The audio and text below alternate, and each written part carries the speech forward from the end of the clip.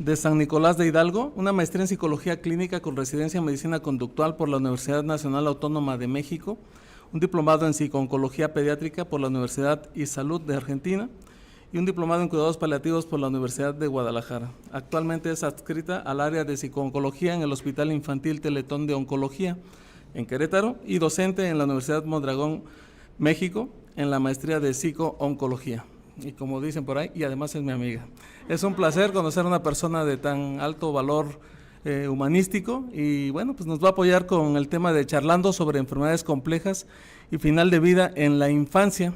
Y es justamente, ayer nos hacían una pregunta aquí nuestro público asistente sobre cómo encaras a un niño que te pregunta cosas, cómo le explicas sobre su enfermedad. Y bueno, creo que este tema va a ser muy revelador, ¿sí?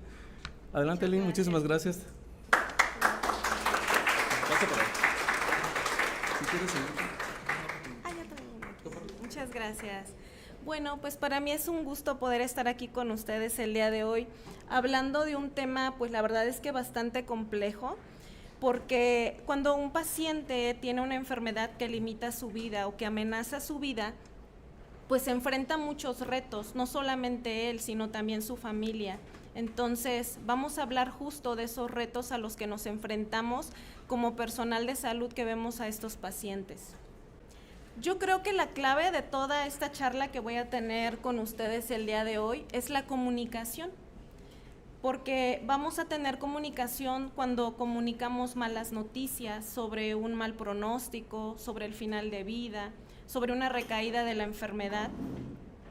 Vamos a ocupar la comunicación cuando tomamos decisiones difíciles, como por ejemplo, tratamiento en hospital, tratamiento en domicilio, adecuación del esfuerzo terapéutico, como por ejemplo, no RCP o no reanimación, entre otros aspectos que vamos a ir viendo en esta presentación. Y antes que nada, es muy importante saber que los cuidados paliativos pediátricos se dan desde el diagnóstico del paciente. En el hospital donde me encuentro ocurren incluso antes del diagnóstico. Estamos ahí acompañando a la familia y al niño en estos estudios para corroborar su diagnóstico, en este caso cáncer, y entonces el equipo de cuidados paliativos entra desde entonces.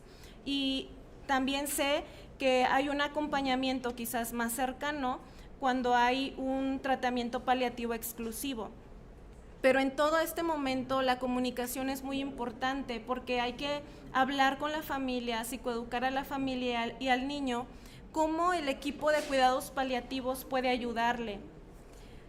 Las diferentes profesiones que lo incluyen, cómo el médico paliativista te puede ayudar para el control de síntomas, cómo el psicólogo puede hablar contigo para las emociones, los miedos, las preocupaciones que vas teniendo a lo largo de toda la enfermedad, cómo el terapeuta físico, por ejemplo, nos va a ayudar cuando el paciente se encuentra postrado en cama, con actividad física asistida, con apoyo, o para ayudarles a ser en la medida de lo posible pues más independientes, ayudarles con ciertas capacitaciones tanto al niño como a la familia de cómo hacer ciertos ejercicios, ya sea en hospital o en domicilio.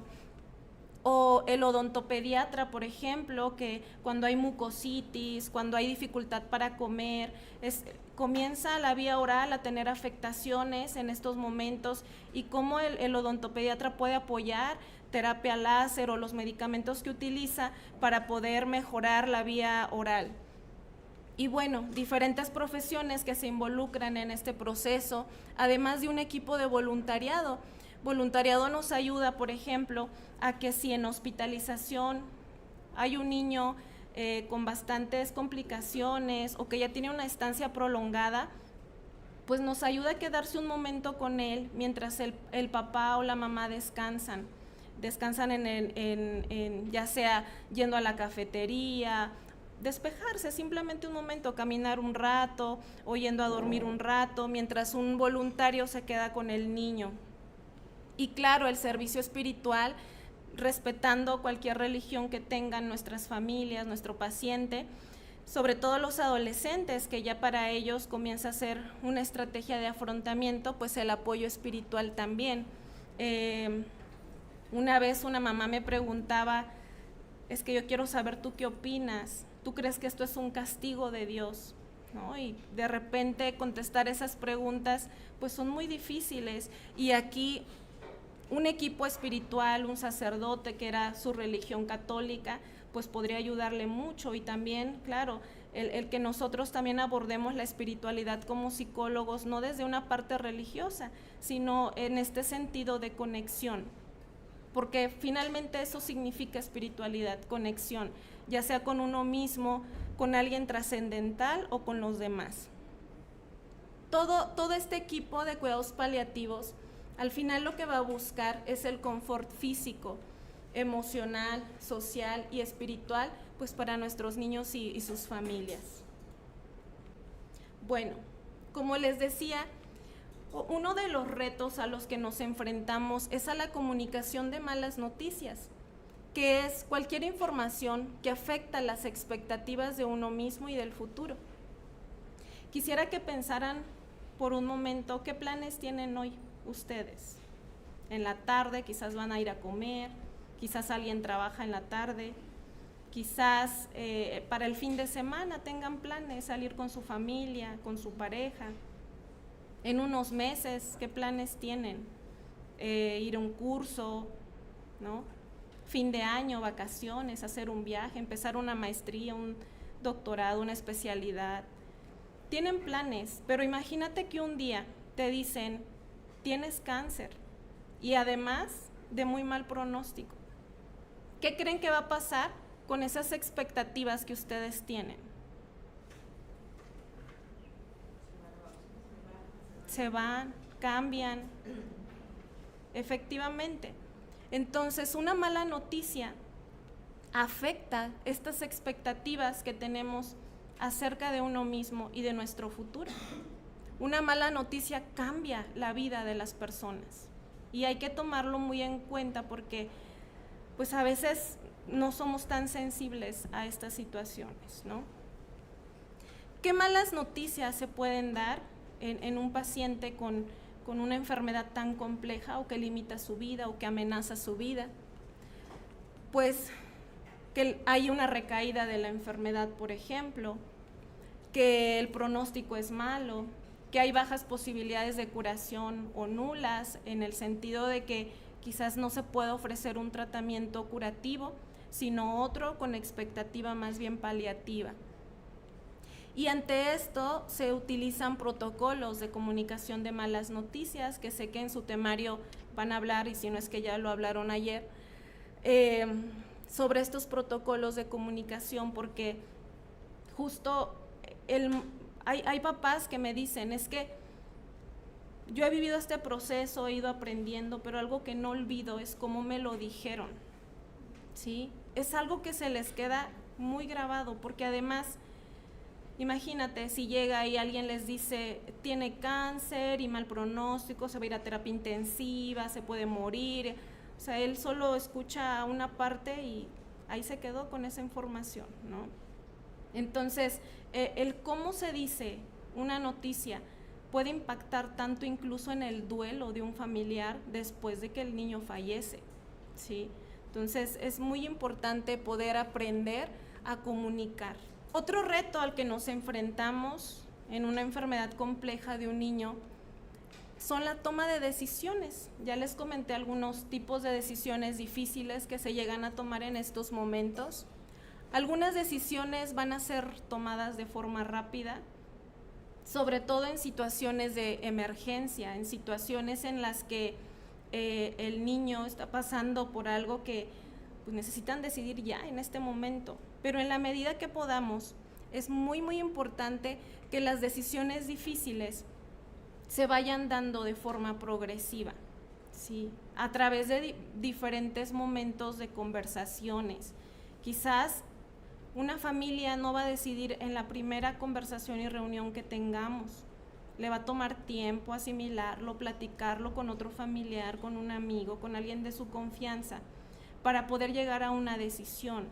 En la medida que se pueda, es lo más adecuado, el que sean conversaciones subsecuentes, preparadas, para que lleguen a una toma de decisión bien informada. Pero ¿qué tipo de decisiones se pueden tomar en un momento tan difícil? Algunas como continuar o no con un tratamiento curativo, que ya cuando la enfermedad está avanzada, cuando la enfermedad tiene pues un mal pronóstico, el continuar con un tratamiento con objetivo curativo, pues va a ser un tratamiento más intenso, va a ser un tratamiento con efectos secundarios también más intensos. Y un tratamiento basado en un cuidado paliativo exclusivo, pues se va a enfocar en la calidad de vida, ¿no?, de este paciente.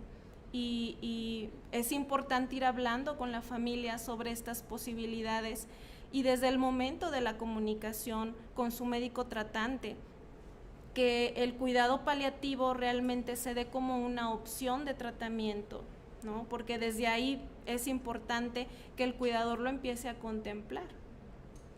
Pero a veces no se les proporciona más información más que la parte de lo que podemos hacer con objetivo curativo.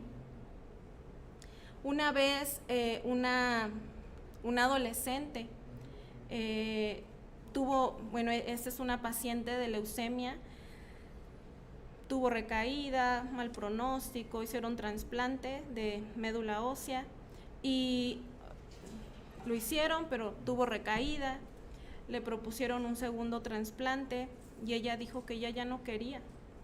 Ella dijo, es que yo ya estoy cansada y ya sé qué va a pasar si yo no voy al trasplante. Ya solo quiero que me digan cuánto tiempo de vida me va a quedar. Era su preocupación. ¿Por qué? Por las cosas que quería hacer. Quería prepararse, quería hacer algunas cosas, pero ¿qué creen? Su cuidadora, su mamá era su cuidadora principal, pues ella quería que le dieran su segundo trasplante, ella quería que siguiera. Y entonces estas conversaciones, pues por eso son tan difíciles, porque es una adolescente que todavía no es mayor de edad, pero quiere tomar decisión sobre su cuerpo. Finalmente ella es la protagonista de todo esto que está viviendo. Entonces la comunicación en estos momentos con la cuidadora, de forma individual, luego de forma conjunta, pues lleva a ser estos casos pues complejos, ¿sí? Participar o no en tratamientos experimentales es otro tipo de decisión difícil que se puede llegar a tomar. Y experimentales, pues que todavía está en estudios estos tratamientos, todavía no sabemos cómo va a responder el niño con ese tratamiento, no sabemos qué tanto le puede beneficiar o no, o si va a tener algún efecto secundario. Y es importante que la familia sepa que puede retirarse de estos estudios, porque normalmente si son experimentales están bajo un protocolo de investigación con consentimientos informados, donde ahí viene explícitamente que el cuidador puede retirar el consentimiento en cualquier momento de continuar con este protocolo. ¿Cómo ser tratados los síntomas? También es importante, son decisiones que se toman y son difíciles en estos momentos, porque quizás algunos medicamentos para el control de síntomas como el dolor, puede ser que a algunos les cause somnolencia y esto sea una sensación que el niño no quiere tener o que la familia le cuesta trabajo ver, ¿sí? Porque es que mi hijo se la pasa dormido, ¿sí? Entonces también es posible hablarlo, ¿ok? No quieres estar tan dormido, ver de qué forma se pueden ir modificando los medicamentos para que, si es su deseo, estar más despierto y pueda haber de alguna forma control de síntomas, estando un poco más despierto con otras medidas, otros medicamentos, pues que se pueda considerar. También intubar o no intubar, RCP o no RCP, son decisiones bien difíciles que van tomando también las familias y los niños. Y tener una muerte natural es más adecuado cuando hacer RCP pues no le va a permitir al niño vivir mucho más tiempo y tampoco le va a hacer que esté más confortable, ¿no? Entonces, hablar sobre esto con la familia pues cuesta mucho trabajo también, tanto para quien da la información como para quien recibe la información. continuar o no con ciertos procedimientos en el periodo de final de vida. Y no me refiero a una enfermedad terminal que puede ser pues de 6 meses, ¿no? Sino en el momento, los días o las semanas de final de vida, donde quizás hacer estudios de sangre, tomar antibióticos, tener una sonda nasogástrica en esos momentos, pues se tenga que hablar otra vez y decir qué tanto confort le está dando y qué tan útil va a ser en estos momentos seguir haciéndole estudios de sangre, que ya sabemos que va a tener bajas muchas cosas, ¿no? O alteradas muchas cosas. Entonces solo va a generar más angustia el que la familia esté viendo resultados donde pues va en deterioro el niño, que físicamente pues ya lo está observando, que va hacia el deterioro. ¿Sale? Entonces, estas decisiones se hablan también con la familia, qué tanto va a recibir transfusiones, qué tanto antibiótico, qué tanto recibir otro tipo como alimentación por sonda. Y bueno, nos vamos a enfrentar con diferentes opiniones. Lo importante es saber que cada niño y familia es diferente, ¿sí? No hay decisiones correctas o incorrectas, solo lo que podría ser mejor para cada caso, y las decisiones pueden ir cambiando a lo largo de todo este proceso. Algunas veces, como equipo de salud, podemos sentir frustración al ver que una familia está tomando decisiones que nosotros consideramos incorrectas, ¿sí? Como considerando es que eso ya no le va a dar calidad de vida. Pero muchas veces nos toca acompañar porque nuestra percepción la hacemos desde nuestro contexto, no somos ellos, ¿sí? Y es importante tener esa empatía de decir, bueno, para ellos en este momento eso es lo correcto. Y entonces a veces nos toca acompañar para ayudarles lo más que podamos a la familia y al niño. Durante la toma de decisiones es importante que una familia, para que llegue a una decisión bien informada, tenga estos 4 elementos. Primero, pues saber bien la condición médica actual del niño, ¿sí? Hablar con los doctores, cómo está, cómo se encuentra, cuál es su pronóstico. Sé que a veces el saber ese tipo de cosas cuesta trabajo, recibir esa información, y a veces la evitan, pero el saber permite tomar decisiones, por más difícil que sea. Entonces, es importante que antes de tomar decisiones, pues la familia conozca, pues ante qué se está enfrentando, cuál es ese pronóstico del niño, conocer cuáles podrían ser los planes, las alternativas de tratamientos, incluido, como les comento, pues un cuidado paliativo exclusivo, que a veces ni siquiera se les comenta que existe eso, ¿no? Que solo sea un tratamiento de paliativo exclusivo. Y bueno, también conocer riesgos y beneficios de estos posibles tratamientos, como en el caso que les comentaba de esta paciente post-trasplante, se le ofrece un segundo trasplante. Sería bueno, una de las opciones es un segundo trasplante, pero ¿qué beneficios va a tener? ¿Sí? Y qué afectaciones en su calidad de vida o efectos secundarios puede tener, porque bueno, sabemos que un trasplante puede afectar de muchas maneras por los tratamientos tan intensos. Si no recibes un tratamiento con trasplante, ¿qué otra opción puede haber? ¿Sí? Manejo de síntomas, ¿de qué se trata? Un cuidado paliativo exclusivo. Y entonces se va hablando sobre las diferentes opciones y sus implicaciones de riesgos y beneficios. ¿Quién puede ayudar a tomar decisiones a los cuidadores primarios? El médico tratante, cuando le da a conocer todo este panorama de cómo está la enfermedad, de cuáles son las posibilidades, cuáles son las opciones. Algunos miembros del equipo de calidad de vida, el psicólogo, por ejemplo, cuando habla con él sobre sus miedos, ¿sí? Sobre las preocupaciones al tomar decisiones. El médico paliativista también, para hablar desde su perspectiva. Alguien cercano a la familia, un amigo, la pareja, un hermano, y el mismo niño. Siempre es importante escuchar qué quiere él también, ¿sí? Muchas veces no quieren expresar lo que piensan porque sienten que decepcionan a sus padres. Como esta niña que me dijo, es que me siento muy cansada como para continuar, pero sé que mis padres están luchando mucho para que yo viva. No quiero decepcionarlos y echar a perder todo lo que han hecho por mí. Y ella tenía miedo de expresarle a sus papás que ya no quería más tratamiento y se sentía culpable. Y me decía, es que me siento mal, me siento culpable porque lo que yo primero pienso cuando me despierto es que ya me quiero morir y me siento mal. Y se sentía culpable y tenía pesadillas porque pensaba en eso, pero no porque fuera algo malo, sino porque era malo para su familia, no para ella. Ella estaba preparada, pero no veía preparada a su familia, ¿sí? Entonces, muchas veces no se escucha al niño sobre lo que él quiere o no quiere. Y nada más tomar en cuenta que pues la familia, entre también más opiniones tenga, puede ser también más difícil tomar decisiones. Solamente tomarlo en cuenta para la hora en que se dan estas conversaciones con ellos. A veces pasa mucho, que toman una decisión,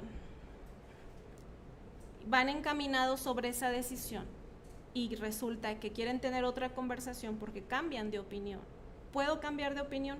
Sí, puedes cambiar de opinión. Estamos ahí para ayudarles lo más que se pueda. Nos pasó con un caso también de una niña con leucemia, que ella entró a su periodo de vigilancia, todo muy bien, tiene una recaída y le proponen trasplante, pero ella no quería. Y la mamá dijo, yo la voy a escuchar, si ella no quiere, no vamos. Ok. Al cabo de unas semanas regresan y nos dicen, sí queremos. Estamos ahí para apoyar. Claro está que vamos a empezar a hacer un plan a partir de cómo está la niña en este momento, porque si no recibió un tratamiento unas semanas, pues no sabemos ahorita cómo está la enfermedad y qué tenga que cambiar. A veces un cambio de opinión puede hacer este cambio también en un manejo que a lo mejor antes se tenía, pero que ahorita va a ser diferente. Algunas veces se pueden retomar planes anteriores o hacer un cambio totalmente. Hay quienes pueden decidir, sí, voy al tratamiento, se comienza, ahí va, pero se empieza a sentir mal, tiene síntomas y dicen, no, ¿saben qué? Ya, no quiero. Es válido y nos enfrentamos a esas cosas también. Entonces es importante que la familia y el niño sepa que estas conversaciones las podemos tener a lo largo de todo este proceso y que siempre vamos a estar disponibles para cuando ellos quieran o tengan una inquietud y la necesiten hablar. ¿Está bien dejar de intentar encontrar una cura? ¿Ustedes qué dicen? Depende, escucho por acá, otros veo que dicen no, está bien. Muchas veces las familias, los padres sienten culpa, sienten que se están rindiendo. Incluso hay quienes sienten que si abandonan un tratamiento curativo es abandonar a su hijo. Lo perciben así. Es que si no le damos esto, lo estoy abandonando. ¿Sí? Pero en realidad se necesita ser un padre o una madre muy fuertes como para poner en primer lugar la calidad de vida del niño antes que su propio dolor por saber que va a morir. Una vez una mamá me dijo, yo estoy preparada para que mi hijo muera porque su cuerpo está desgastado, porque está cansado, yo ya lo veo mal. Estoy preparada para que él muera. Para lo que no estoy preparada es para mi vida sin él, que es muy diferente, ¿sí? Y sé que va a ser todo un proceso que me va a tocar trabajar de aquí hasta un buen tiempo sin él. Pero para la muerte de mi hijo estoy preparada, ¿sí? Entonces, a veces lo que cuesta trabajo es el dolor propio, más que el dejar ir a un ser amado, ¿sí? Entonces, el optar por un tratamiento que no tenga un objetivo curativo es válido cuando las posibilidades de curación son mínimas o nulas. Y cuando los tratamientos que se puedan dar con posible opción curativa solamente va a empeorar la calidad de vida. Y el decir no hay nada que hacer ya, pues no. Yo escucho muchas veces que en las comunicaciones de malas noticias de equipo médico les dicen ya no hay nada que hacer. ¿Qué opinan de esta frase? ¿Creen que sí haya cosas que hacer? ¿Sí? ¿Cómo qué? Acompañar el dolor, el confort, claro. El aspecto psicosocial, lo espiritual, bien. El confort físico, emocional, social, espiritual. Hay mucho que hacer. Entonces, el decir no hay nada que hacer, pues en el sentido de curar la enfermedad, pero en otro sentido hay el mismo compromiso de los equipos para contigo, ¿sí? Y para trabajar todo lo que ustedes acaban de decir. Pero en medio de todo esto, ¿cómo hablamos con el niño sobre lo que está pasando?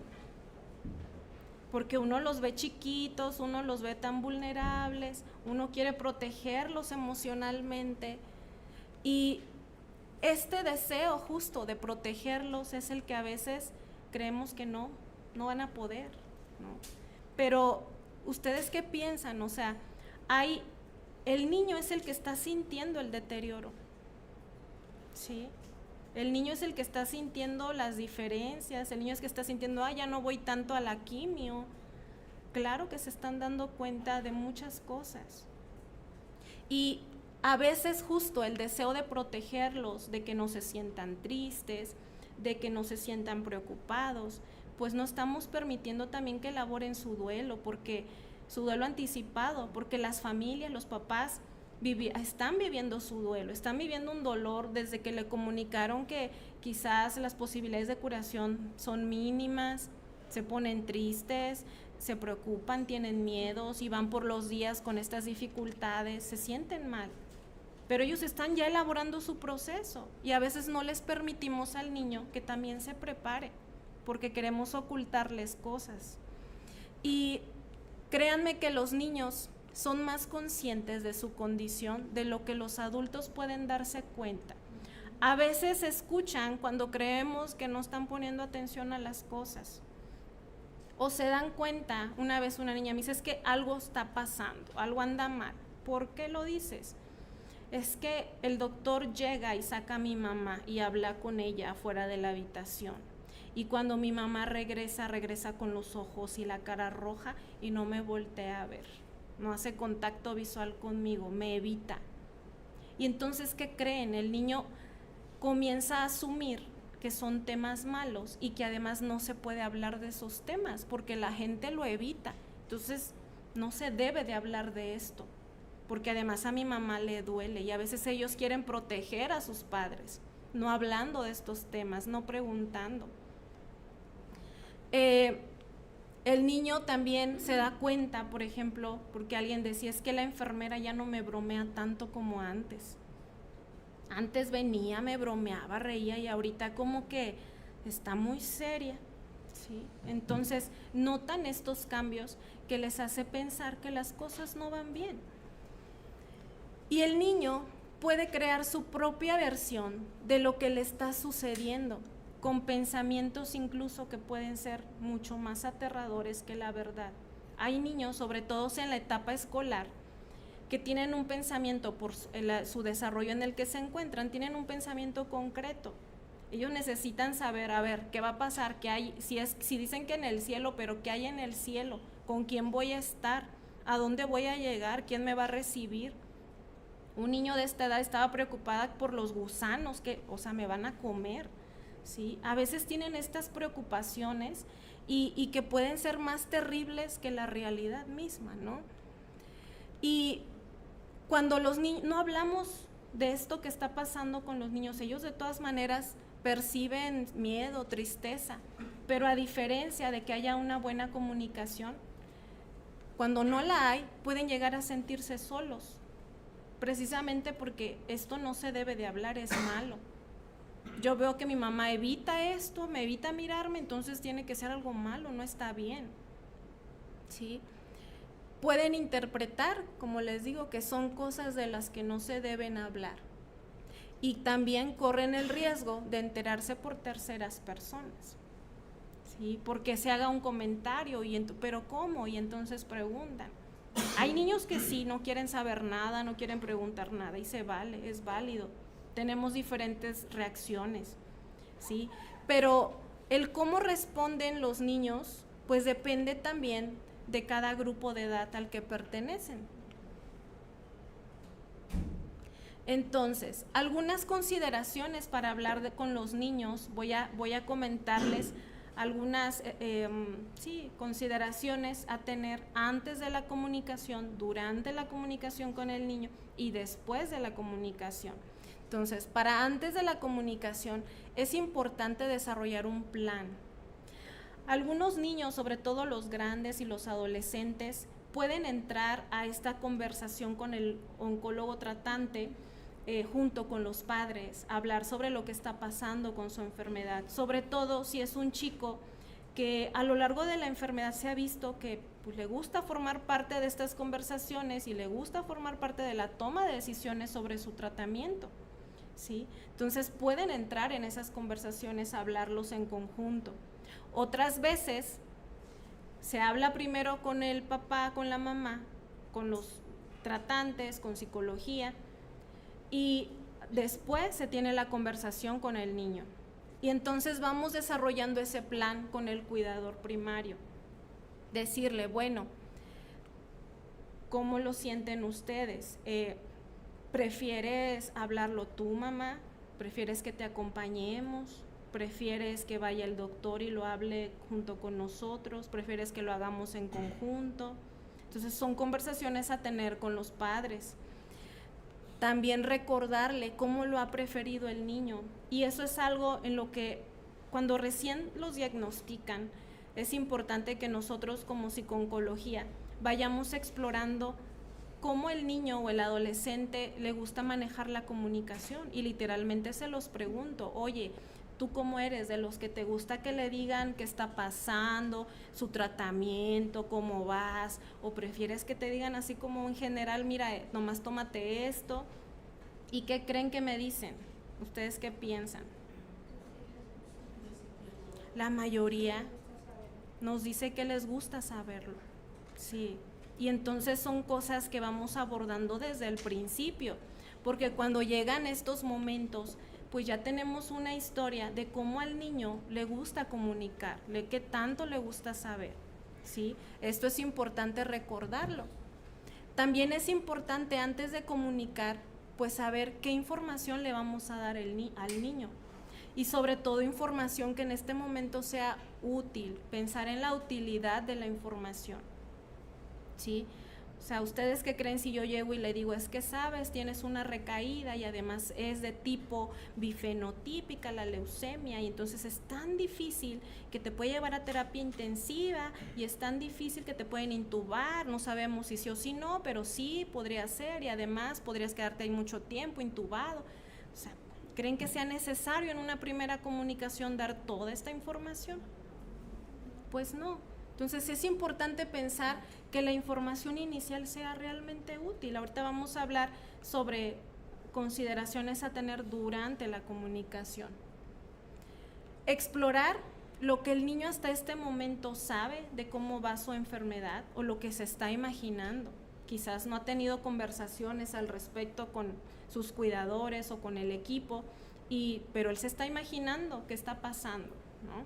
Entonces hay que explorar qué sabe o qué piensa o qué se imagina hasta este momento sobre lo que está ocurriendo y también si desea saber más, porque puede ser también que toda una historia hemos tenido con el niño de que le gusta la comunicación directa, pero en este preciso momento pues le da miedo y no quiere, y se vale darle su espacio, ¿sí? Tomar en cuenta justo ir de forma progresiva, poco a poquito con la información. Los mejores momentos son cuando el niño pregunta Y a veces los niños eligen los momentos más inoportunos, cuando menos estamos preparados para sus preguntas, porque además ellos no van con rodeos, ellos son al grano, directo, lo que necesitan saber. ¿Sí? Durante la comunicación es importante cuidar el contexto. ¿Quién estará presente? La mamá, junto con el papá, el médico, el psicólogo, ¿quién va a estar? Hay mucho ruido en ese momento en la habitación, mejor nos esperamos para que haya suficiente atención. El niño está en condiciones en ese momento para hablar. Por ejemplo, quizás tiene dolor, quizás tiene mucha náusea, quizás está vomitando mucho, quizás no sea ese momento el más apropiado. Vamos buscando que el contexto de la comunicación pues sea lo mejor para esta conversación. Explorar, por si no se hizo antes, en ese momento si el niño quiere hablar sobre lo que está pasando. Y podemos empezar con frases como: ¿recuerdas cuando te dije que iba a hablar con el doctor? ¿Está bien si en este momento hablamos al respecto? Y esa es una invitación para ver si el niño quiere hablar o no quiere, ¿sí? Entonces vamos anticipándole y preparándole que pues vamos a tener una conversación pues seria.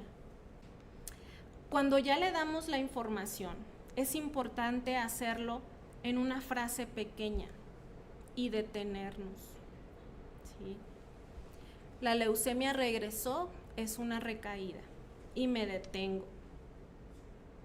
¿Qué palabras apropiadas? Miren, los padres son los más expertos. A veces más que miedo a qué palabras voy a usar, es más bien el miedo a las respuestas emocionales, porque ellos más que ningún otro conoce a sus hijos y están ahí las palabras, ¿sí? Y pues las palabras son así: la leucemia regresó, es una recaída, y me detengo y observo su respuesta emocional. Recordar siempre hacer la pausa después de la frase principal. Es diferente a decir: es que sabes que tienes recaída de la leucemia y es más compleja porque ahora es bifenotípica y el tratamiento será tan intenso que puede llevarte a terapia intensiva. Ya no nos escuchó, ya nomás nos escuchó una parte, lo estamos estresando innecesariamente en este momento. Es una primera comunicación, vámonos despacito. Primera frase: me detengo. Y le puedo preguntar: ¿está bien si continuamos? Claro, hay que responder a la respuesta emocional, hay que observar qué está pasando. A veces desde ahí los niños ya no quieren hablar, algunos, hay que darles su espacio. Pero siempre decirles: estamos aquí. En cualquier momento puedes hacernos preguntas, en cualquier momento puedes hablar si lo necesitas, ¿sí? Algunas veces lloran, algunas veces se enojan, tienen diferentes respuestas y es importante estar ahí haciendo la contención emocional y responder a eso. Después de la comunicación, pues viene el malestar emocional, el proceso de duelo. Hay algunos niños que se asustan, se sienten tristes, se preocupan. Hay otros que cambian sus comportamientos, de que ya no quieren cooperar, de que ya no hablan. Hay otros que hacen como si no pasara nada. No, todo está bien. ¿Cuál de estas es correcta o incorrecta? ¿Qué opinan? ¿Cómo? Todas son correctas, claro. Somos diferentes, todas son válidas, ¿sí? Cada quien necesita un momento diferente. Es como el duelo, o sea, cuando fallece alguien, yo creo que aquí todos hemos tenido a alguien en nuestra familia o alguien cercano que ha fallecido y podemos observar que la familia responde de diferentes maneras. Pues es que el duelo no es que haya una receta de cómo se tiene que seguir, solamente son respuestas diferentes. Pero mucho depende de en qué etapa del desarrollo se encuentra el niño, y justo vamos a hablar cuáles pueden ser sus respuestas emocionales de acuerdo a los grupos de edad. En los infantes o los niños menores de 3 años, pues su lenguaje verbal aún está en desarrollo. Quizás todavía ellos no nos van a comprender una comunicación como la que les dije hace rato, claro que no. pero de algo sí que se van a dar cuenta, y es que cómo está su entorno emocional. Claro que se dan cuenta si mamá, papá, familia, hay tensión emocional. Y muchas veces sus reacciones dependen más de eso, de cómo sus cuidadores estén reaccionando, cómo esté su entorno. Quizás algunas formas en que respondan al estrés que viven en ese momento estos chiquitos, pues son los cambios de comportamiento, como que se vuelvan más irritables. U otra forma es retrocesos en el desarrollo. Por ejemplo, niños que ya comían solitos, ahora quieran que les den otra vez en la boca. Niños que ya caminaban, ya empezaban a correr, ahora ya no quieran hacerlo.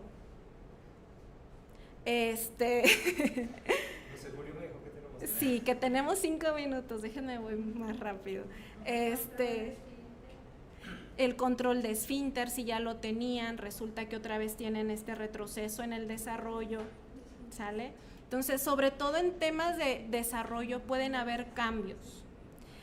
Y no hay un concepto de muerte como tal, pero quizás los más grandecitos de este grupo de edad lo comprenden como algo temporal, como alguien que si muere regresa, ¿no?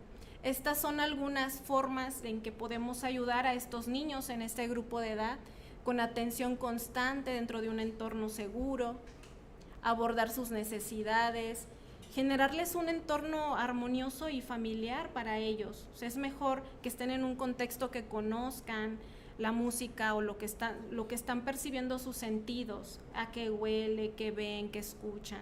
¿Sí? Es importante que tengan un entorno confortable. Los niños preescolares, todavía no hay una comprensión total, clara de la muerte.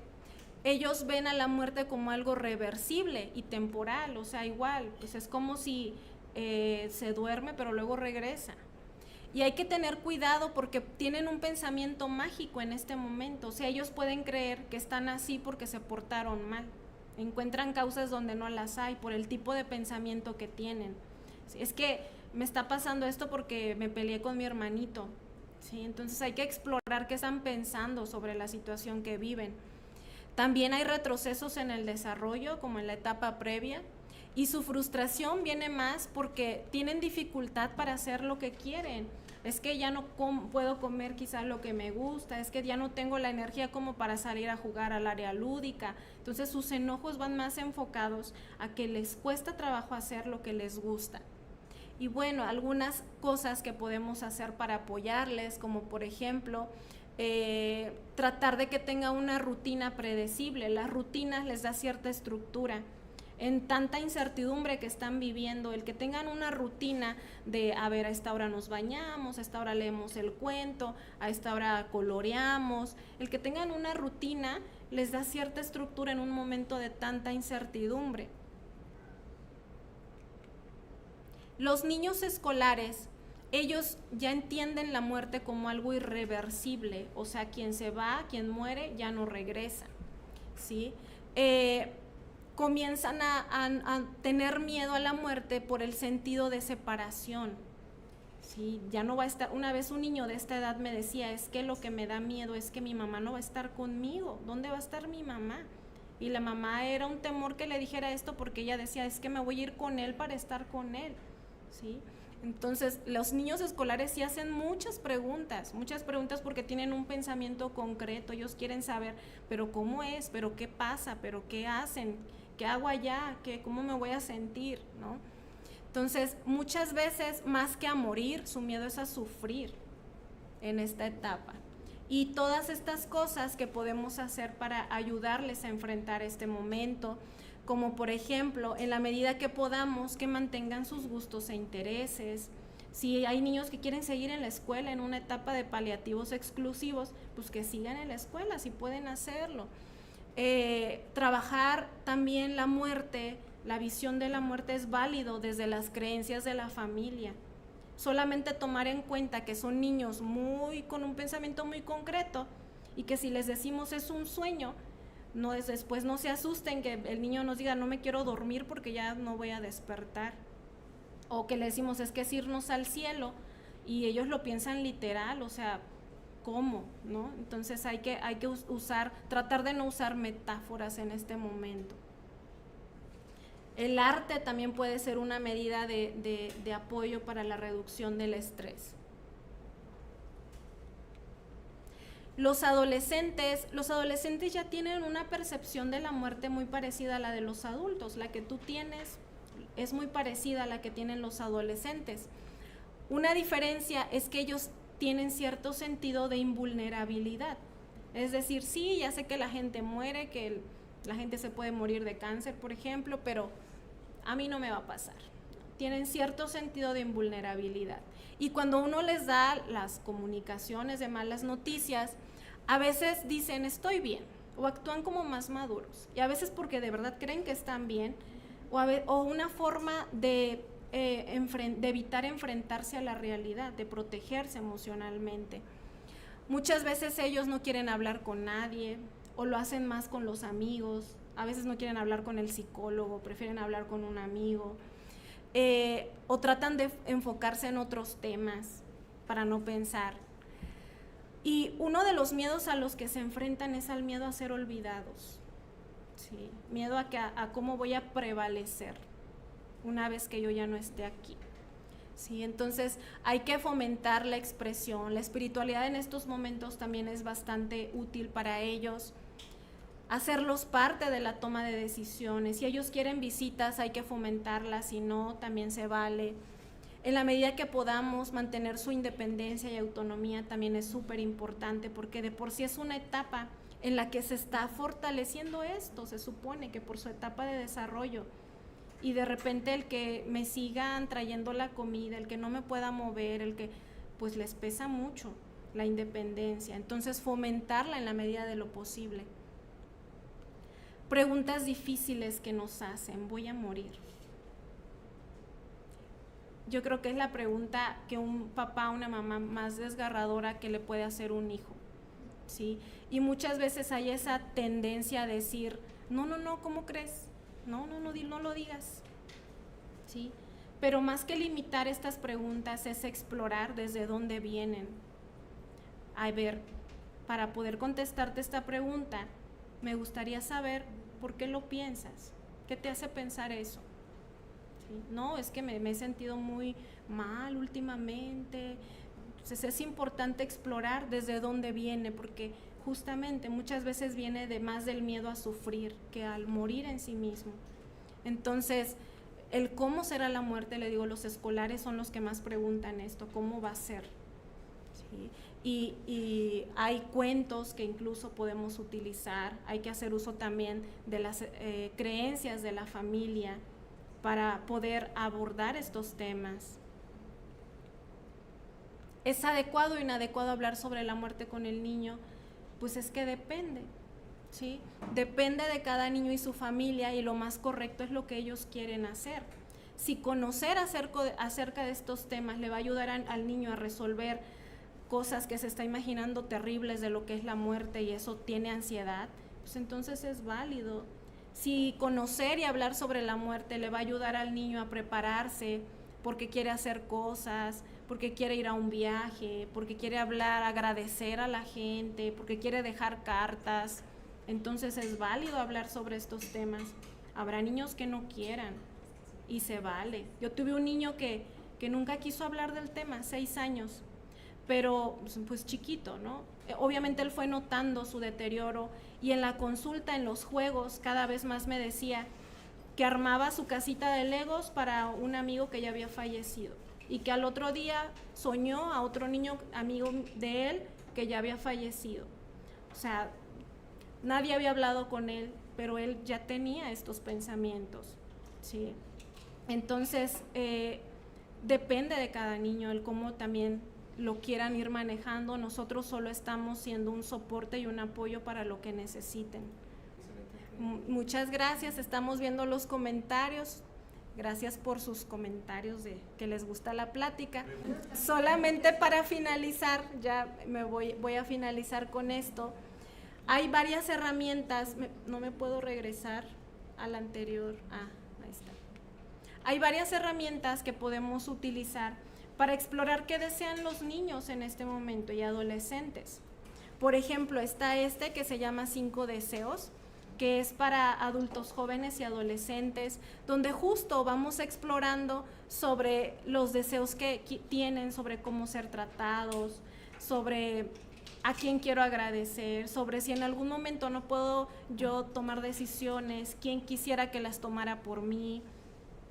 Entonces, nos sirven para eso. GoWish es otra herramienta que utilizamos con adultos jóvenes y adolescentes, donde cada tarjeta tiene deseos y le decimos en un semáforo de color verde, amarillo y rojo que coloque las tarjetas en el verde, lo que considere valioso, en un amarillo lo que considere más o menos importante para él y en el rojo lo que no considere importante. Entonces las tarjetas dicen cosas como no tener dolor, hablar con un guía espiritual, no ser intubado, que mi familia esté tranquila, mantener mi sentido del humor. Entonces dicen estas cosas las tarjetas y él los va colocando según el nivel de importancia que considera. Entonces vamos trabajando con lo que considera más importante. Este que se llama expresar mis deseos también es para adolescentes, es muy parecido al de el primero de los 5 deseos. Entonces también se va explorando lo que desean en esos momentos. Y finalmente, para terminar, este que es para niños escolares que ya usan dibujos, es como más visual las actividades para explorar lo que desean. Nosotros en el hito tenemos una dinámica que le llamamos cumplir un sueño, donde exploramos pues qué les gustaría hacer. A veces estos niños se van de viaje, se van a la playa y es para cumplir un sueño que hacen en conjunto con su familia.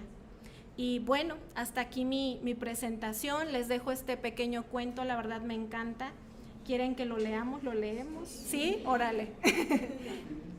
En el fondo de un viejo estanque vivía un grupo de larvas que no comprendían por qué cuando alguna de ellas ascendía por los largos tallos de lirio hasta la superficie del agua, nunca más volvía a descender donde ellas estaban. Entonces se prometieron una a otra que la próxima de ellas que subiera hasta la superficie volvería para decirles a las demás lo que le había ocurrido. Poco después, una de dichas larvas sintió un deseo irresistible de ascender hasta la superficie. Comenzó a caminar hacia arriba por uno de los finos tallos verticales y cuando finalmente estuvo fuera, se puso a descansar sobre una hoja de lirio. Entonces experimentó una transformación magnífica que la convirtió en una hermosa libélula con unas alas bellísimas. Trató de cumplir su promesa, pero fue en vano. Volando de un extremo al otro de la charca, podía ver a sus amigas en el fondo. Entonces comprendió que incluso si ellas a su vez hubieran podido verla, nunca habrían reconocido en esta criatura radiante a una de sus compañeras.